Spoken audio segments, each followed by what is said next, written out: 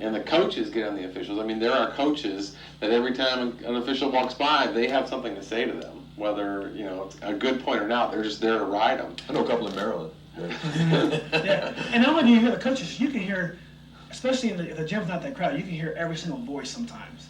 You can't help it. You try to tune it out, and it really doesn't bother you, but you do hear those voices. How do you prepare to handle that?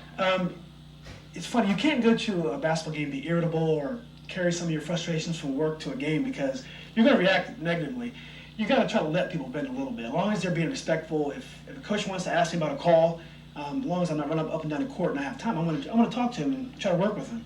As a referee, you try to be there for the players and the coach. You want to let them have a good time and to enjoy the game also. So you try to work with them. When it starts to affect your judgment, when they get rude or when they start cursing, you have to give a technical foul.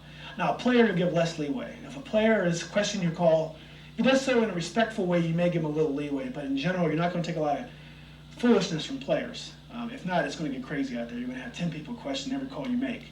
And at that point, it gets difficult to call. But in the regional games, the players are showing up for the fans. They're not going to do like crying at the refs. They got to play. So. You say you give them leeway. Give us an example. What would be acceptable for a player to say to you if he's questioning a call, and what wouldn't be acceptable? If a player... You can't say what wouldn't be acceptable. That's right. I've heard that. If he says, come on, Rick, what's up with that? Is that acceptable? I probably wouldn't call it tech, but I'd be like, look, if it's not too loud, if it's really loud, I'd probably warn him first. That's really not that bad, unless it's incessant. But if a player charges and he's like, Mr. Ref, I don't think he was there. You'll work with that guy. He said, well, he had good position. The contact was in the torso. That's a charge. But if he curses or uses his arms or slams the ball down, then you have to call tech because he's showing you up, and it's going to make the game kind of ugly if you don't do that. Yesterday I saw the Robinson Wakefield game, and a couple of players shoving, and the referees had to call a double technical foul, and it kind of cleaned the game up.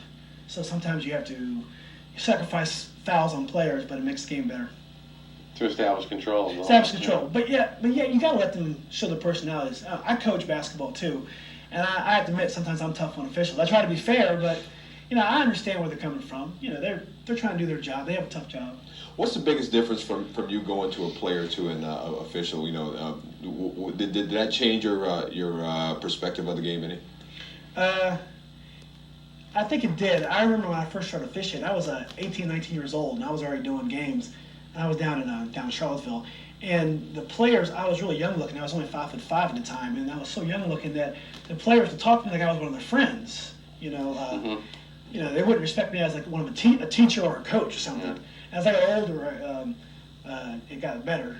Maybe I got a mustache or something. But it's actually putting gray in his hair. Right. But you got to act professional. As a player, you don't worry about acting professional. You just try to. You want to be a good sport. But as you have to become professional, you got to conduct yourself before and after the game and during timeouts with certain style, and you got to be respectful. You got to have when you signal a foul, you got to have quick mechanics. If you appear like you know what you're talking about, you can make a bad call. I had a game night up at the Catholic League, and I made a call. I thought it might have been a bad call, but I sold it so hard, like I knew I was right, and no one questioned me. And when I made the call, I was like, oof. But I was so sure. I looked so sure of myself. So a lot of it is just how you present yourself. Well, you always hear talk about makeup calls. Such a thing. Does that happen? I think, unfortunately, sometimes officials, it's, we've all probably done it once or twice. You try not to. You blow a call or a crowd is really working you, and you try to tell yourself, look, I'm going to call this game straight. I'm not going to let anything work me. But it's always a battle. It's not an easy game. It'd be a lie for me to say that I've never done it or no one's ever done it, but you try not to. If you blow a call, you got to move forward. But you can watch an NBA game and you see them blow a call, and they'll come back and you're like, wow, you need to call that. Maybe it's a makeup call, and those are the best officials in the whole world. They're really good. So you try not to, but I guess sometimes it may even happen. And speaking of the